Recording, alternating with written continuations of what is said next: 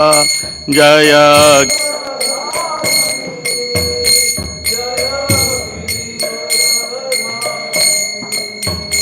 जय यशोदानन्दना जय व्रज जनरञ्जना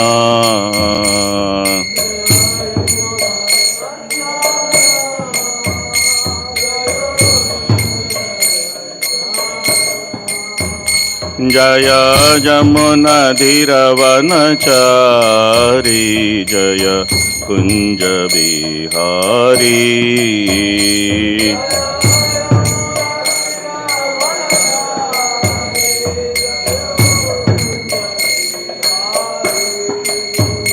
जय राधा माधवा जय कुञ्ज बिहारी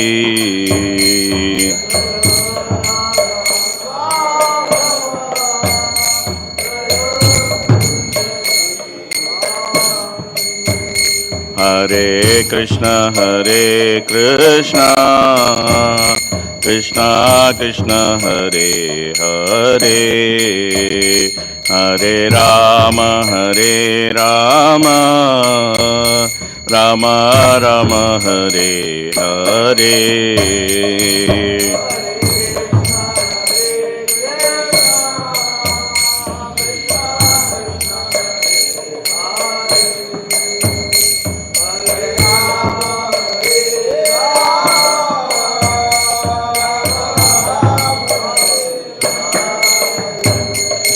हरे कृष्णा कृष्ण कृष्ण हरे हरे हरे राम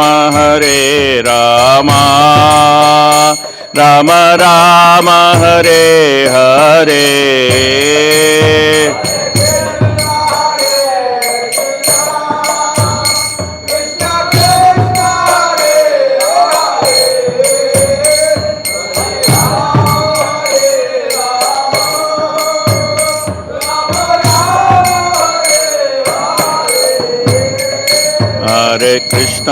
हरे कृष्णा कृष्ण कृष्ण हरे हरे हरे राम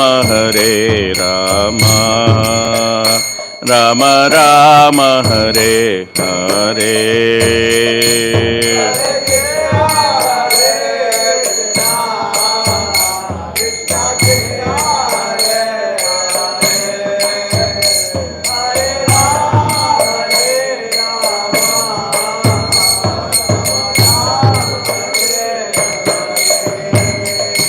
जय प्रभुपदा जय प्रभुपदा प्रभुपदा जय प्रभुपदा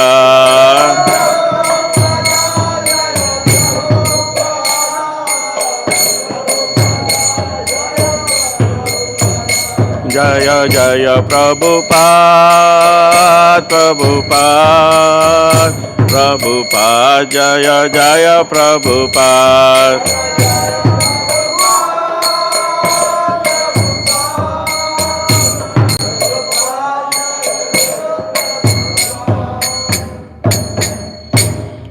श्रील प्रभुपाद की श्री श्री जगन्नाथ बलदेव यशोधर मैया की श्री गौरंगी बेंगलुरीश्वरा की श्री निताय चैतन्य की श्री लक्ष्मी नरसिंहदेव भगवान की गौर प्रेमानंदे।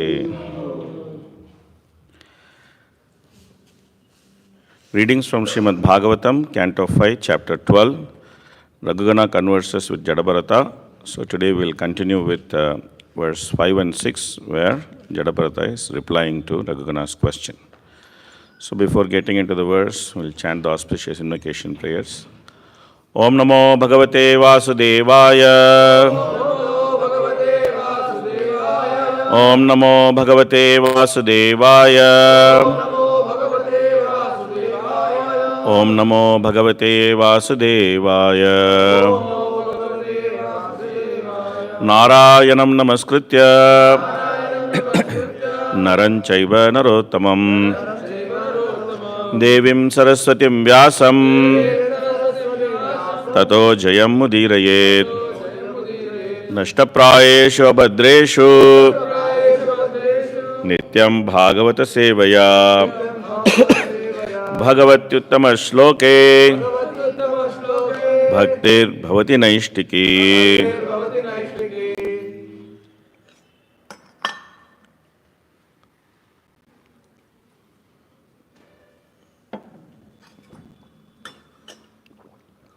ब्राह्मण उवाच अयं जनो नाम चलन् पृथिव्याम् अयं जनो नाम चलन् पृथिव्याम् यः पार्थिव कस्य हेतो यः पार्थिव कस्य हेतो तस्यापि चाङ्ग्रयोर् अधिगुल्पजङ्गा तस्यापि चाङ्ग्रयोरधिगुल्पजङ्गा जानोरुमध्योरशिरोधरांशः जानोरुमध्योरशिरोधरांशः.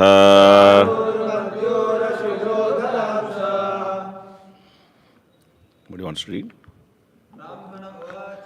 Brahmana uvacha Ayam jano nama chalan prithivyaam Ya parthiva kasya heto Tasyapi changriyor adhigulpajanga जानोरुमध्योर शिरोधरांशः. ब्राह्मण उवाच अयं जनो नाम चलन् पृथिव्याम् यः पार्थिव कस्य हेतो तस्यापि चाङ्ग्र्योरधिगुल्पजङ्गा दानोरुमध्योरशिरोधरांशः. उवाच अयं जनो नाम चलन् पृथिव्याम् यः पार्थिव कस्य हेतो तस्यापि चाङ्ग्र्योरधिगुल्पजङ्गा जानोरुमध्योरशिरोधरांशः.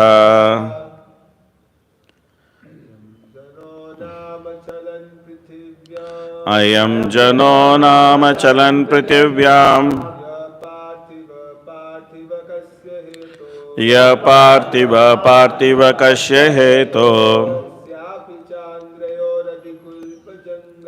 तस्यापि चाङ्ग्र्योरधिगुल्पजङ्गा जानोरुमध्योरशिरोधरांशः. Mataji, would like to read? Okay. Brahmana uvacha. The Brahmana said, I am this Janaha person, Nama celebrated as such, Chalan moving, Prithivyam on the earth, Yaha who, Parthivaha a transformation of earth, Parthiva, O king, who possess a similar earthly body. Kasya, for what? Hetaho, reason. Tasya api, of him also. Cha, and. Angrayoho, feet. Adhi, above. Gulpa, angles. Janga, calves. Janu, knees. Uru, thighs. Madhyora, waist. Sira, dhara, neck. Amshaha, shoulders. Amse, shoulder.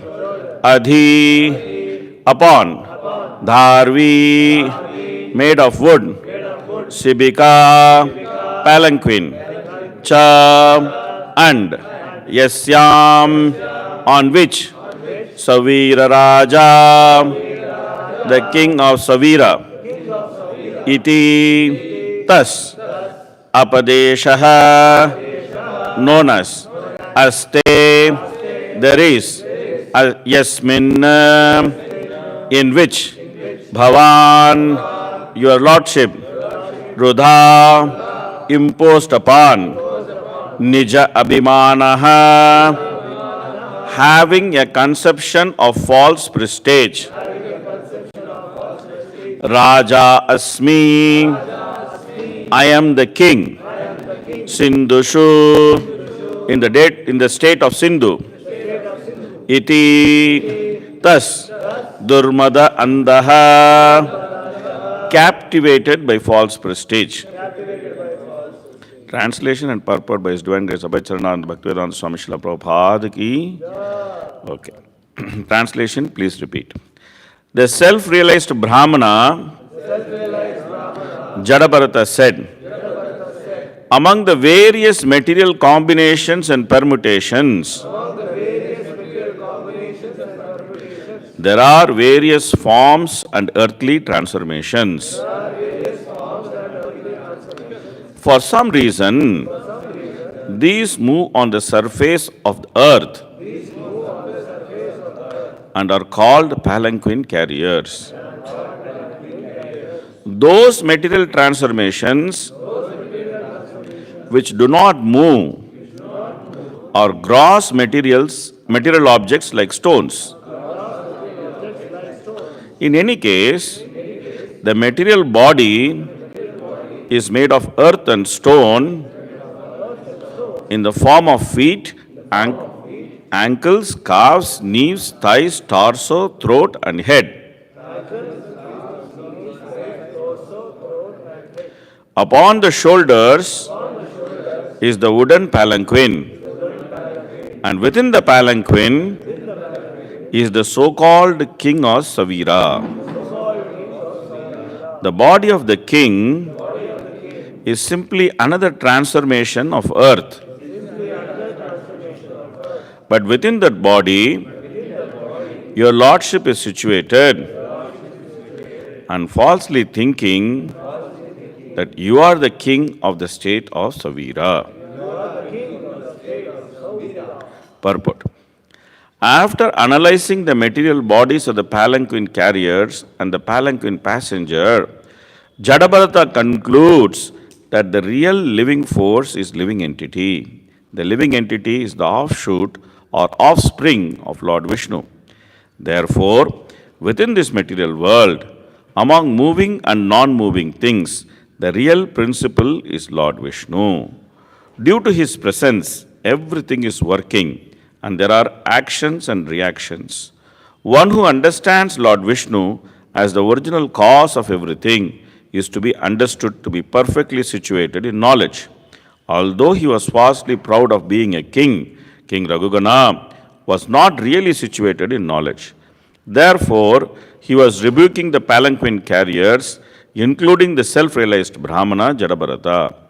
This is the first accusation Jadabharata made against the king, who was daring to talk to a learned Brahmana from the flimsy ground of ignorance, identifying everything with matter.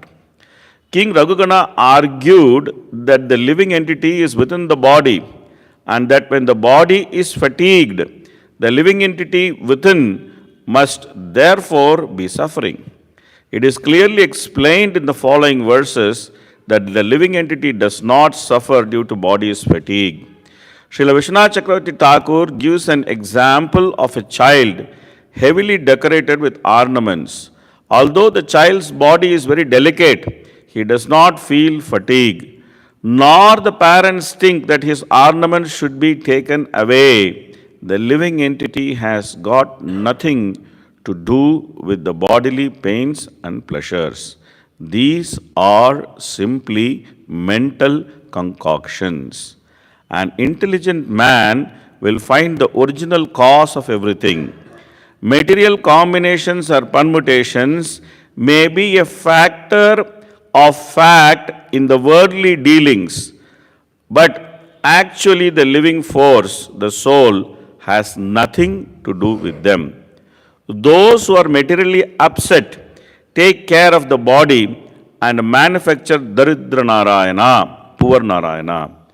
However, it is not a fact that the soul or super soul become poor simply because the body is poor. These are the statements of ignorant people. The soul and the super soul are always apart from the bodily pleasures and pain. Hari Om Tat Sat. ओम अज्ञानतिमिरन्धस्य ज्ञानाञ्जनशलाकय चक्षुरुन्मिलितं येन तस्मै श्रीगुरवे नमः श्रीचैतन्यमनोभीष्टं स्थापितं येन भूतले स्वयं रूप कदा मह्यं ददाति सपदान्तिकं वन्देऽहं श्रीगुरोन् श्रीयुतपदकमलं श्रीगुरोन् वैष्णवांश्च श्रीरूपं साग्रजातं सखगण रघुनाथान्वितं तं सजीवं साद्वैतं सावधूतं परिजनसहितं कृष्णचैतन्यदेवं श्रीराधा कृष्णपादान् सखगणललिता श्रीविशाखान्वितांश्च हे कृष्ण करुणा सिन्धो दीनबन्धो जगत्पते गोपेश गोपिका कान्त राधा कान्त नमोस्तुते तप्त कांचन गौरांगी राधे वृंदावनेश्वरी वृषभानुसुते देवी प्रणमामि हरिप्रिये वाञ्छाकल्पतरुभ्यश्च कृपा सिन्धुभ्य एव च पतितानां पावनेभ्यो वैष्णवेभ्यो नमो नमः नमो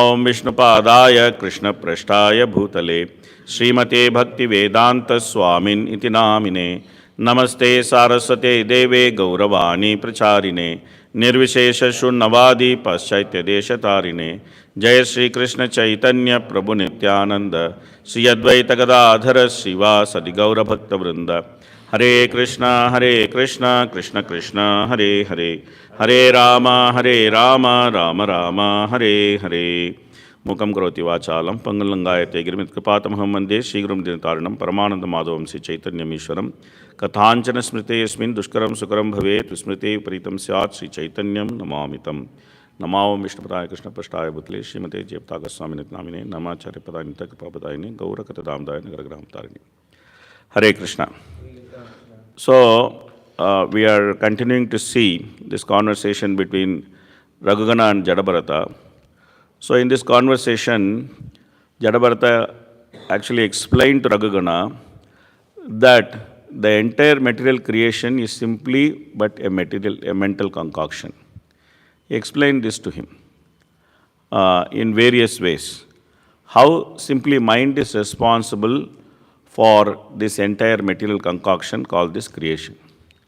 However, Raghugana is not able to appreciate this fact completely. He was able to understand bits and pieces, but he is unable to relate this philosophy that this entire material world or this entire material creation is simply a mental concoction, because he is having a doubt, but this is also reality, how to relate to this reality. So therefore, he asked this question, my dear sir, you are saying that the sufferings of the body does not affect the spirit soul, but when the body suffers, do we also not suffer? Even if we consider ourselves to the spirit soul, we also go through this suffering. Is it not true? Is it not true that the duties of the body have to be carried out according to one's own varnashram dharma? And if we don't carry out these duties thinking that this is all mental concoction, how we will maintain order? This is a very important question. It's a very important question. But at the same time, it is not an intelligent question. So there is a difference between important question and an intelligent question. It's an important question, but it is not an intelligent question. So therefore, in order to break the illusion of Raghugana, Jadabharata immediately spoke these two verses to make him understand that the difference of the body is simply nominal, In the beginning of Srimad Bhagavatam, in the first verse, this has been explained very nicely. It is said that Tejo Varimritam Yata Vinimayo Yatra Trisarko Amrisha Dhamna Svena Sata Nirasta Kuhakam Satyam Param Dhimahi. So, the beginning of Bhagavatam explains that there are two realities. One reality is this material world, which is simply a manifestation of the three modes, Tejo Varimritam Yata Vinimayaha. And this is Trisarkaha. This is manifestation of three modes. Is it reality? Is it reality? Or it is not reality? Because there are two schools of thought. One school of thought says that this is reality. The Mimamsavadis, the Karma Mimamsavadis claim that this is the reality. Nanyat asti iti vadinaha. They are saying this is the reality. You have to accept this reality. You have to function within this reality. You have to function within the rules, regulations of this reality. That's it, man. There's nothing more. Just accept this as reality. So this is the argument of the Karma Mimamsavadis. So then there are others who present various arguments about this reality. Like the Sankhya-vadis say, yes, this is a reality, but as much as this is the reality, soul is also reality. As much as the material nature and soul is reality, the association between them is also a reality. And when you understand this reality, then you just simply dissociate from this association. That is your permanent reality. This is Sankhya-vada philosophy.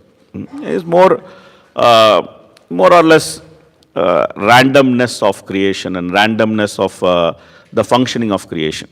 So this is somewhat close to the modern understanding. Somewhat close, but of course more sophisticated because it understands the positioning of the soul. So like that, we can discuss all philosophies, all the five darshanas. So each of them have their take of how to understand this material world. But Vedanta Sutra explains this material world in the best manner. And that is captured by one word in the first sloka of Srimad Bhagavatam. And that word is Amrisha. That word is Amrisha.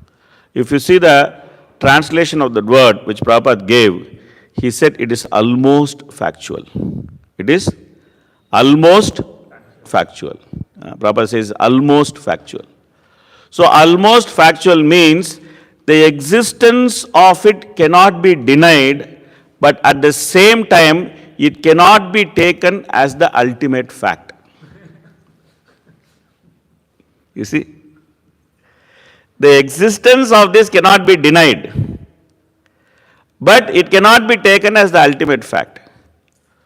So what is the ultimate fact? That is explained next. Dhamna Svena. Dhamna Svena. There is one place which actually belongs to the Supreme Lord and the individual soul. Svena can be applied in both ways. This is the home of the individual Lord, Supreme Lord, but this is also the home of the soul.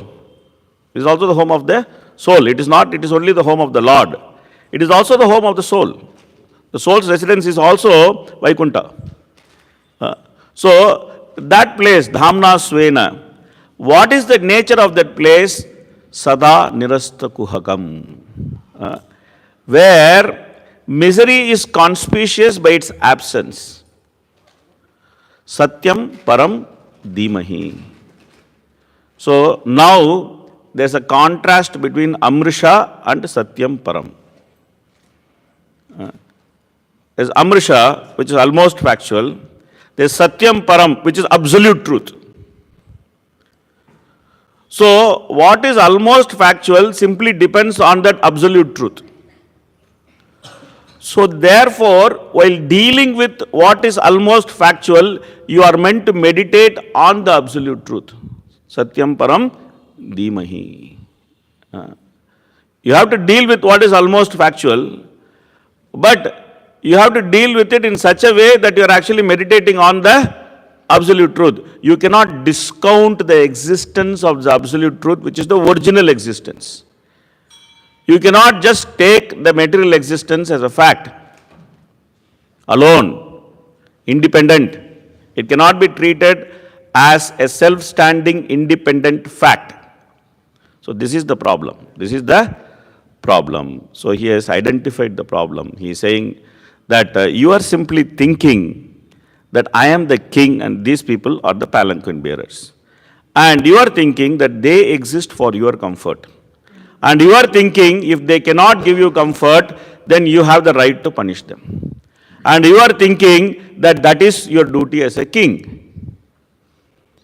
It may be true if you simply consider the body as the only existing reality. But if you consider the soul as the actual reality, and if you consider the body as a temporary situation, then you understand that you have to act according to your responsibility. You should not act according to your authority. There's a big difference between these two. There's a big difference between these two. One should act according to one's responsibility. When one acts according to one's responsibility, then one is properly utilizing his authority. If one is ignorant of his responsibility and only understands authority and wants to act according to his authority, then it is considered as foolish. It is considered as foolish. Is considered as foolish. Now let us explore this little bit more from Bhagavatam perspective. Then we'll also explore this little bit more from practical perspective of how to understand this in day-to-day dealings. So now we see that Raghuna is a king and there are palanquin bearers. There was a problem for him, so therefore he wanted to chastise them. Okay, and he wanted to punish them. His argument is, I am the king, if they don't behave with me, I should punish them, this is my duty. Now, there are many kings in Bhagavatam. Many kings in Bhagavatam. We should take them and we should see what these people have done. Right? Have they given punishment? And if they gave punishment, how did they give punishment? And what was their mood while giving punishment? These things should be seen. It becomes very valuable. Sri Sri Janabladev Shodramaya ki, Sri Sri Gaurangi Bengaluru Ishvara ki, Sri Nitai Chaitanya ki, Sri Lakshmi Nrsimhadev Bhagwan ki, Srila Prabhupada ki. So we take the incident of Ashwatthama in the first canto. Ashwatthama did something which is completely unacceptable. He cannot do such things. He went and murdered small children while they were sleeping. And then Draupadi was very angry. She said, bring that fellow's head. And Arjuna said, okay, I'll bring his head. Now you can stand on his head and take bath. They are Kshatriyas. They can speak like this. We cannot imagine such things. Okay. So Ashwatthama was caught. And Ashwatthama was brought. So when Ashwatthama was brought in the assembly of the Pandavas, then they became two groups. One group is Bhima and Krishna, who are telling Arjuna, kill this guy, he deserves to be killed. There is another group, that is Yudhishthira and Draupadi. They are telling, don't kill him, leave him alone. So now Krishna is telling Arjuna, you decide, man, you decide. They are saying, I am saying, Bhima is saying you should kill him. They are saying you should not kill him. You use your intelligence and then you decide. You decide what has to be done. Arjuna is very intelligent. Arjuna is very intelligent. And he knows dharma. He knows dharma. As much as Yudhishthira knows dharma, Arjuna also knows dharma. So therefore Arjuna did the most appropriate thing. He did not kill his body. Because in the Shastra, there is no injunction to kill the body of a Brahmana. He can be thrown away from the country. He can take away all the riches from him. So therefore it was decided that the jewel will be taken from his head and he will be thrown away from the country. So by giving this punishment, Yudhishthira actually gave opportunity for Aswathama to repent for his action. He had a long life, and throughout the long life he gave him the opportunity to repent for his action. And we understand from Shastra that Aswathama's repentance will be complete and then he will become the next Vyasadeva. So this is the process of giving punishment. The giving punishment means that the punishment should actually help that person to progress in Krishna consciousness. This is a responsible way of giving punishment. Not that you simply say, you are, Raghuna is seeing that Jadabharata is quite strong, stout, he is not fatigued. Oh, you are very thin, you are suffering, oh my brother, what will you do? This is not the way to talk. This is not the way to talk. This kind of talk simply comes out of ahankara. In a war, when a Kshatriya is facing another Kshatriya, they insult each other. This is way of fighting. First you fight with words, then you fight with weapon. This is normal. They insult each other. But they are equals. They are equals. And they are fighting with each other. So there is a reason for them to insult each other. But there was no reason for Raghugana to insult the palanquin bearers. He is not equal to the palanquin bearer. In fact, he is his master. So there was no reason for him to be sarcastic with them. There was no reason for him to insult. Now let us take the situation. But you can argue that they did mistake. You can argue that they did mistake. Now let us take how Parikshit Maharaj dealt with Kali. So Parikshit Maharaj saw that Kali was troubling the cow and the bull. He saw himself. Kali was troubling the cow and the bull. Immediately he took his sword and then he said, "You rascal, you are doing this, I am going to finish you. I am going to finish you." But before giving any punishment, Parikshit Maharaj did his duty as a king. He asked the bull, "Who is the cause of your suffering? Who is the cause of your suffering?" He made the inquiry. That is the duty of a king. He is actually doing his duty. He is asking, "Who is the cause of your suffering? You please identify." Of course, bull is dharma. He gives a very classic answer. That answer sets the tone for Srimad Bhagavatam. So, we will not get into that.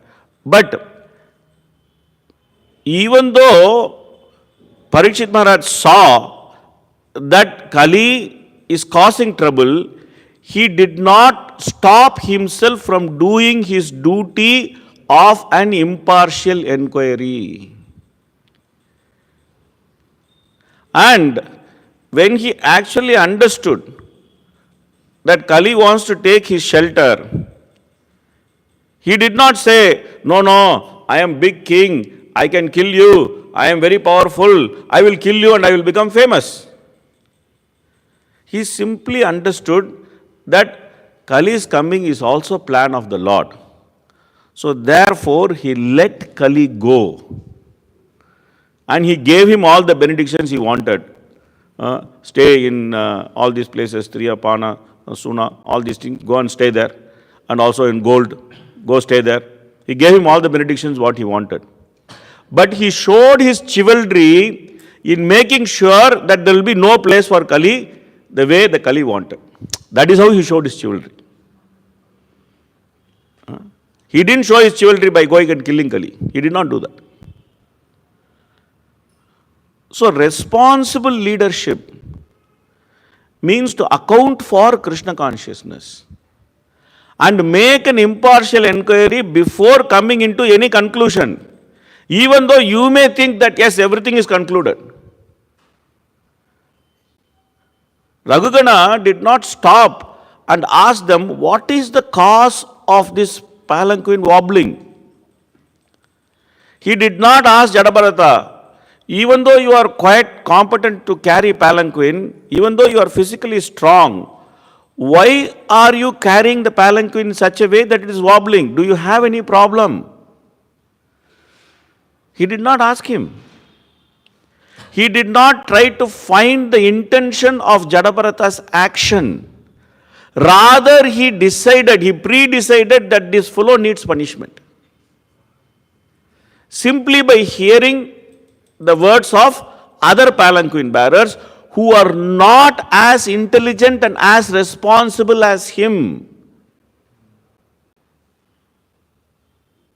Therefore, one should act from the platform of responsibility, not simply from the platform of authority. It's very important. Very important. The other palanquin bearers are not as responsible or as knowledgeable as Raghugana. They cannot discriminate what situation this guy is in, why he is acting like this. They are simply driven by fear. But Raghugana is not like that. He is king, he is responsible, he is learned, and he is supposed to act in a proper manner. He is supposed to make an inquiry. And he is supposed to take decision in a non-envious manner. Now let us take the case of Indra and Prithu. So Prithu wants to do 100 yajna, Aswamedha yajna. And Indra wants to stop him. It's not that Prithu wants to take the position of Indra, but Prithu just was thinking, why this guy only is doing, I can also do. What's so great? Why he is so proud? I have done 100 Aswamedha yajna, I have become Indra. I'll also do. I'll also do. So he tries to do it. Indra is coming and disturbing, Indra is coming and disturbing, Indra is coming and disturbing. Now this is going on. And the Lord appears and then he says, stop this. And Indra is hiding behind the Lord. Indra is hiding behind the Lord. Now who is getting Lord's chastisement? Prithu Maharaj is getting Lord's chastisement. Indra is not getting Lord's chastisement. Who did mistake?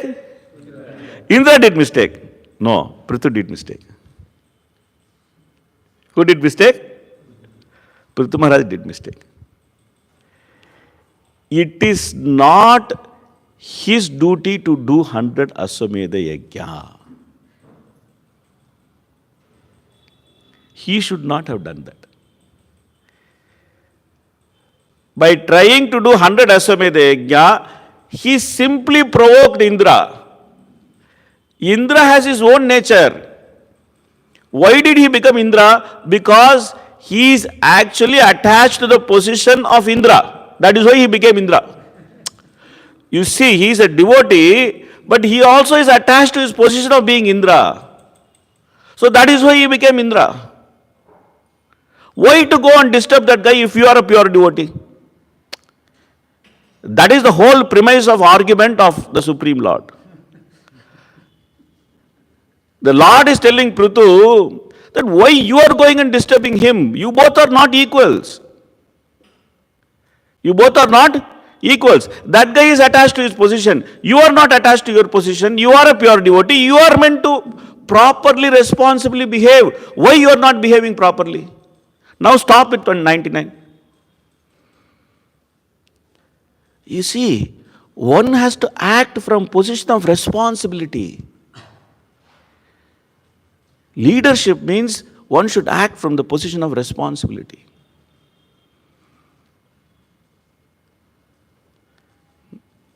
If one takes position and thinks position is reality, then he is stupid. Because positions will change. Positions will change. This is what Jadabharata is trying to explain to Raghugana. He will explain him even more clearly. He will tell him, at one point of time I was ruling the whole universe. Now I have become your palanquin bearer. It doesn't take so much time for positions to switch from one to other. So when you are in position, the very nature of position demands that you think responsibly. And if you cannot think responsibly, don't come to the position. Don't come to the position. Don't make a fool of yourself.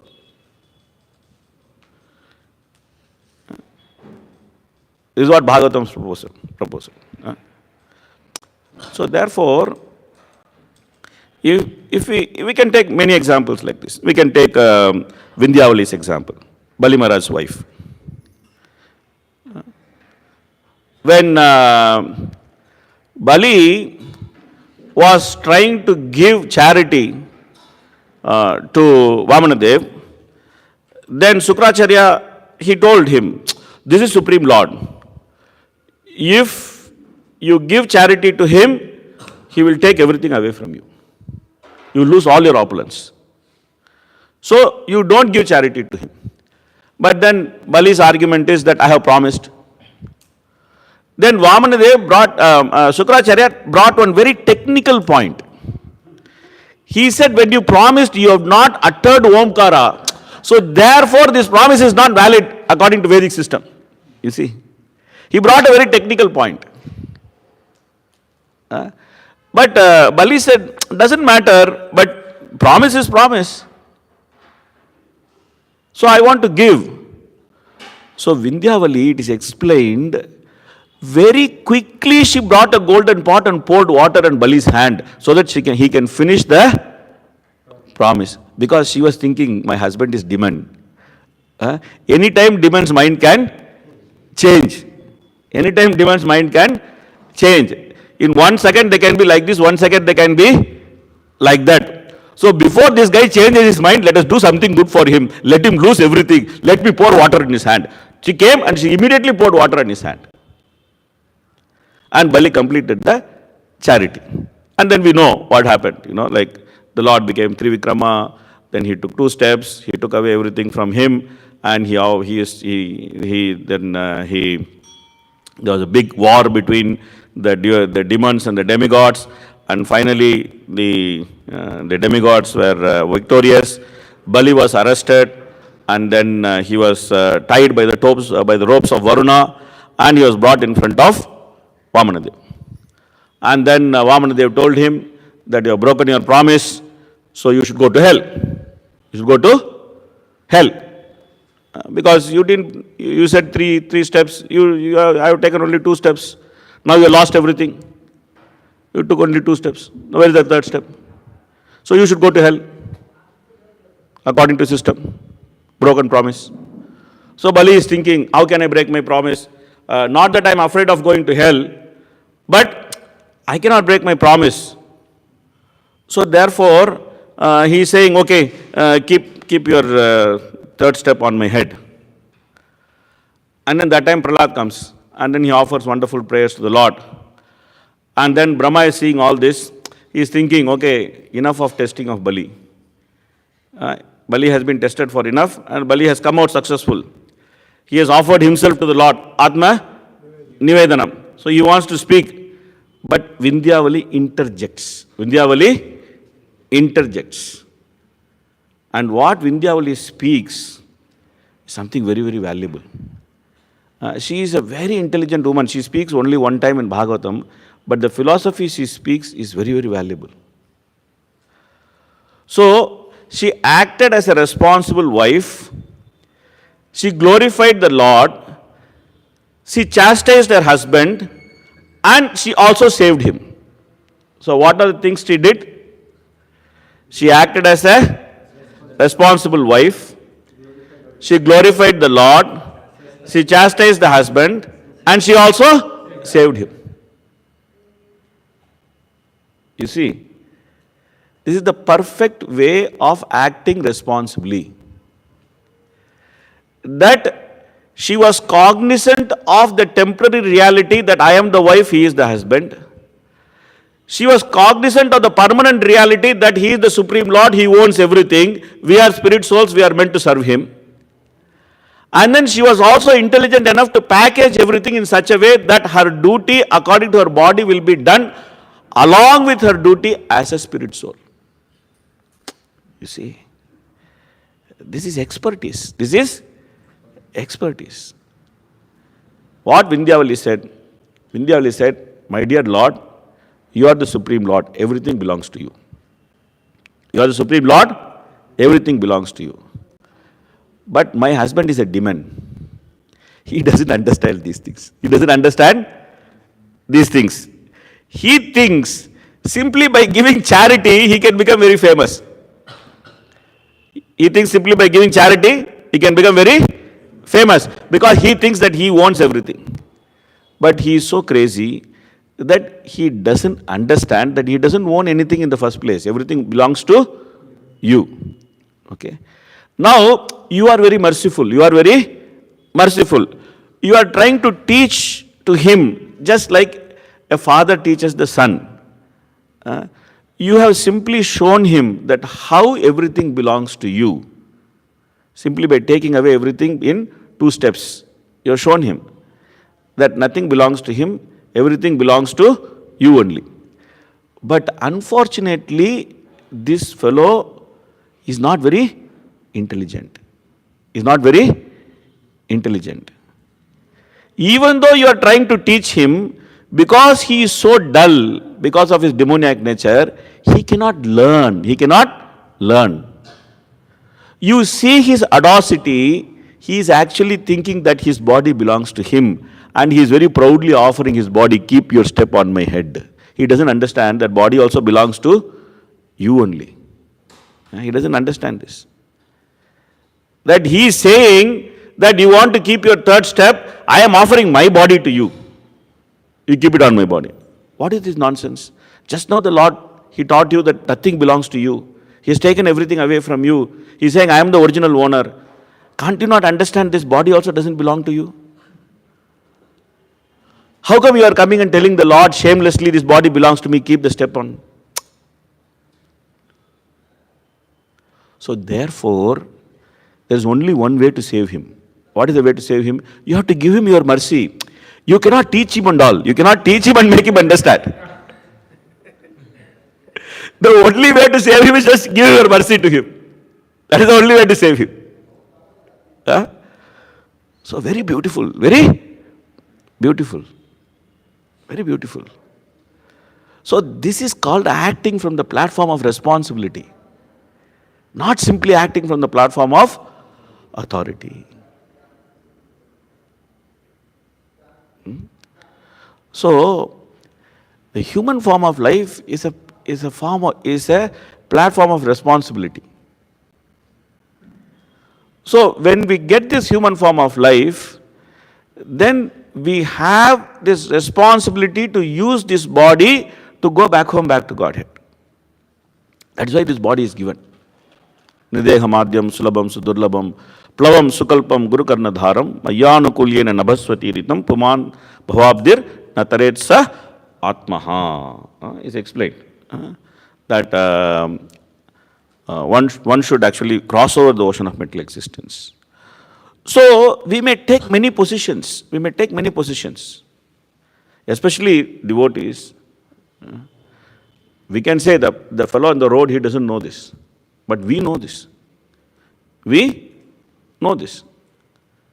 So, in the process of practicing our devotional service in International Society for Krishna Consciousness, we may take many positions, we may lose many positions. Doesn't matter. Doesn't matter. But whatever position we take, we should not do the mistake of acting from the position of authority. We should always act from the position of responsibility. And we should make sure that every action we take, it helps us to progress in Krishna consciousness. It helps others also to progress in Krishna consciousness. Whether it is glorification or chastisement or punishment or reward, doesn't matter. Doesn't matter. These things have to be done on the course of taking different positions. These things have to be done. It's not that we saw different examples of punishment we saw. They all have to be done in the course of taking different positions. But in all these activities, we should not lose sight of what is our responsibility. Our responsibility is first of all to deliver ourselves, and next of all to deliver others. We should never lose sight of this responsibility. So every action we do should reflect both of this. Should reflect both of this. When we act like this, that means we have understood how to be a leader in a spiritual organization. We understood how to be a leader in a spiritual organization. But if we just carried away by position, like Prabhu Maharaj was simply carried away by his position. He was in a position to do 100 Aswamedha Yajna. So he was just carried away by that. He was carried away by mode of goodness. That I can do 100 Aswamedha Yajna. It's not a big deal. Let me do it. The Lord came and told him, you are a pure devotee, you should not do all these things. You should not do all these things. This is not for you. This is not for you. You better get nice association and you just act in the platform of a pure devotee. So therefore, we should very clearly understand the purport of the instructions of Jadabharata. It is not that we should ignore the body or the responsibility which comes with the positions body takes, different positions body takes, brahmachari, grahastha, vanaprastha, sannyasi, brahmana, kshatriya, vaishya, shudra, different positions body takes. Varnashram is all about taking positions. And in those positions, we get some authority, and we also have the temporary responsibility of being in that position and the permanent responsibility of acting in the position of the spirit soul. So therefore, whatever actions we do, that should reflect primarily the permanent responsibility, and the secondary responsibility or the secondary authority should be exercised in such a way that it enhances the primary responsibility. That is the most important thing. That is the most important thing. Okay, we'll stop here. Hare Krishna, Krishna Krishna, Hare Hare, Hare Ram, Ram Ram, Hare Hare. Okay, yes. Yes, Prabhuji. So, very wonderful to ask about responsibility and authority.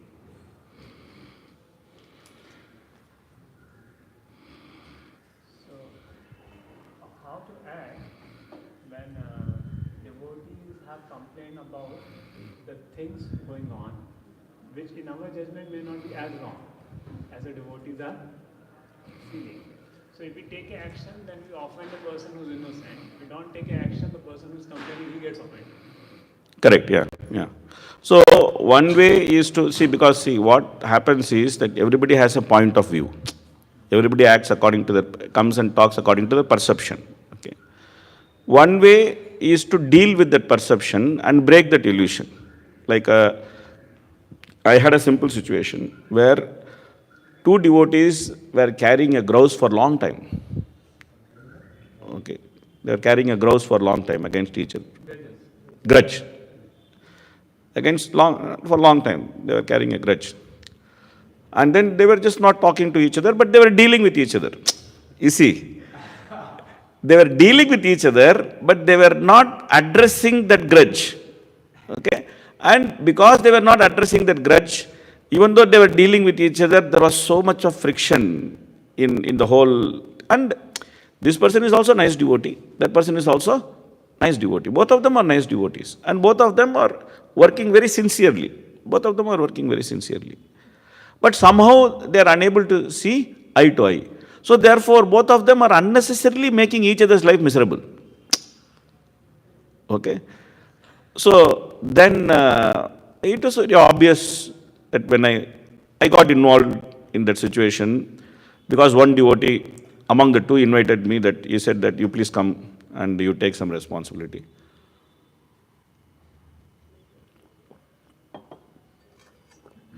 So I got involved in that situation, and then it was obvious to me that these guys are simply, rubbing with each other. There's no reason for them to rub with each other. Then I called both of them, I made both of them sit. And then I asked them, what are your grievances? Just speak out your grievances, whatever is there. So they both spoke their grievances, and one of the things which came out was there was a big misunderstanding about handling of some funds. Somebody told one devotee that some funds came for a particular purpose, and then this devotee is thinking that these funds which came for that purpose has not been properly utilized. So that is the source of the whole thing. So then this devotee is denying that, no, it is not like that. So then I simply called the person who collected that money. And then I put one speakerphone and I told them, I asked that person that, what did you collect this money for? Then both the devotees came to know that that money was collected for a completely different purpose and it was utilized for that purpose also.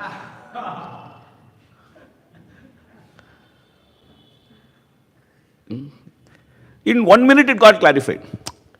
Sometimes we have a simple perception, simple wrong perception, and then we keep building on that perception because it just doesn't get addressed.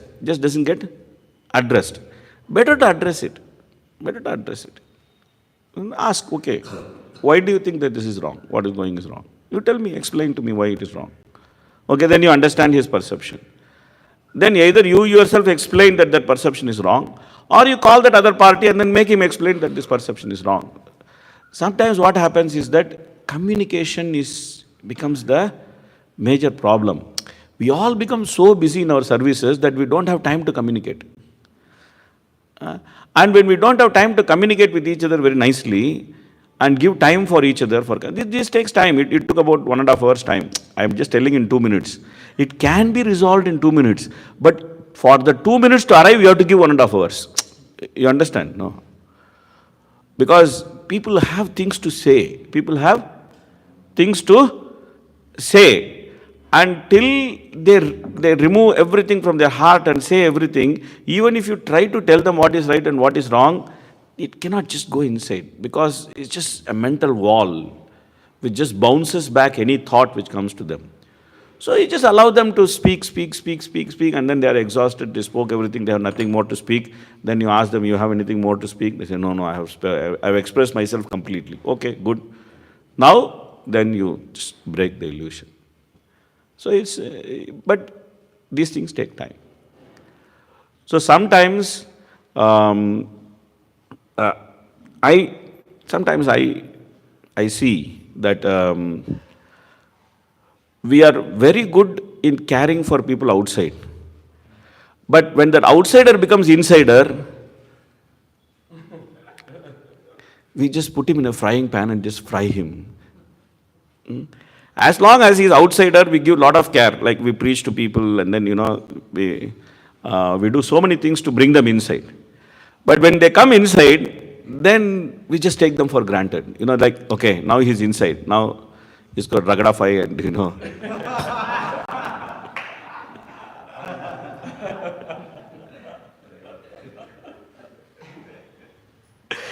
So, it's also because outside is a huge opportunity. Outside is an unlimited opportunity, right? And we want to grab as much as possible for that unlimited opportunity.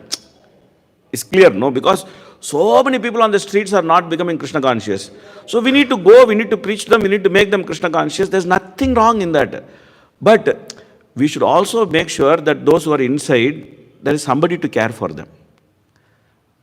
We should make sure that those who are inside, there's somebody to care for them, some mature person is there to care for them, to take care of them, to take care of their needs, to remove misunderstandings from them. It's also important. And it also takes time. It also takes time. Because when a person is outside, then he sees you, he wants to pay obeisance to you. Like you give one class, like yesterday I gave one class, okay? And then I finished the class and I was walking to the table because I had this hospital catalogs on the table. So many people paying obeisance to me because I gave class. They think I am a nice person. You come and ask in Mayapur, they will tell stories about me, how I am not a nice person.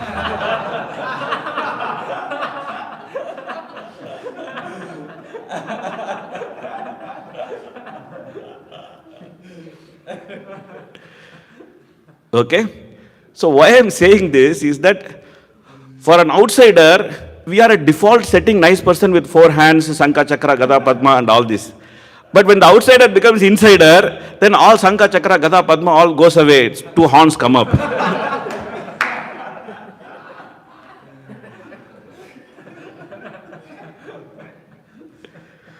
So it takes time to deal with their perceptions.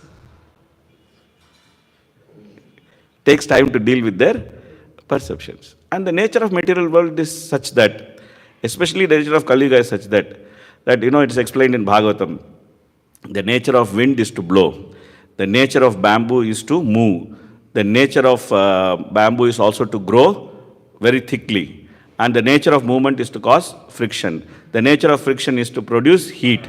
The nature of heat is to produce fire. The nature of fire is to burn. And simply due to the combination of all these natures, bamboo becomes ashes. Bamboo becomes ashes. Whose fault it is? It is nobody's fault. It's just nature's. It's just nature's. So we should also understand that whether it's brahmachari ashram or congregation, this is like a bamboo grove. Okay? And there are many natures, they are colliding with each other. And in the process, some fire is coming up. And somebody is getting fried and turning into ashes. So, it could be nobody's fault. It could be nobody's fault. It's just the interactions of nature is like that. So therefore, sometimes we have to give the time. Or we should have someone who can give the time. We should have somebody who is mature, who just doesn't have any other work but to give time to those who are inside and to care for them. One of the reasons why me and my wife, we decided simply to focus on teaching, not on preaching, is this. That we found that there are many preachers who are actually taking care of the outside world. So we thought that we'll just give our life to take care of the inside world. And the best way to take care of the inside world is to teach Prabhupada books. Because when you teach Prabhupada books, then we can deal with people, we can actually do something inspirational for them and, give something to them. Some care can be given to them. So, it's required. That's why Prabhupada made Ishtagoshtis, that people can come together, they can speak. I saw some leadership Shanga happening, and then, leaders are coming together. And it's very important to have this 6 type of loving exchanges, Dadadi Pradigranati, Guhyamakyati Prachati, Bhunkte Bhojayate Chaiva, Sadvidam Priti Lakshanam. We should not underestimate the power of the 6 type of loving exchanges amongst peers, amongst those who are senior, junior, amongst all these, in all levels. The power of the 6 loving exchanges should never be underestimated. So, therefore, these things should be done. Yes, Prabhuji. Yeah. Many times, I see a lot of differences in deity worship. Yeah. For example, there's an opinion difference between Mayapur temple and the deity ministry also. Yes, correct, yeah. It was a lot of things. Yes. And our deity ministry seminar happened. Yeah. And they said this practice should not be done. Yeah. And the temple I was there, which is one of the best temples in the world, there also that practice was happening. Of making, they said that you should not put Jagannath, the dress of, or let's suppose Ram Navami is there. You shouldn't make Jagannath into Ramchandra. But I found in the temple it was happening. And so it was the standard temple. And now in our temple also, for small things, many times a lot of fights happens between the leaders who take to deity